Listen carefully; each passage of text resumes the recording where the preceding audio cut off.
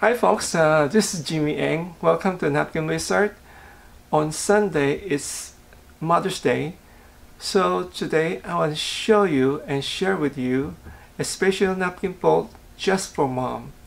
Maybe you want to do a table setting for your mother or your wife. So let's get started, shall we? Okay, we're gonna start by folding the napkin to a triangle like that, and then we're going to fold this down just half inches. You don't have to fold all the way, just right here, the center, about half inches, and then we're going to turn the napkin over. Now we're going to put this side down first, and then we're going to put the other side down also.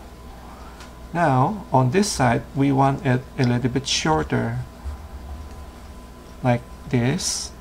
This is longer, but here is we're gonna do it a little bit shorter in an angle, and then we're gonna tuck this side in and do the same on the other side.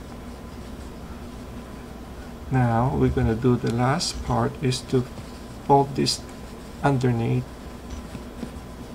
Now we just make a beautiful dress just for mom, and then we're gonna put a beautiful pin, a roses pin for mother, for your mom. I hope you like it, and if you do, please like, share, and subscribe. Thank you so much.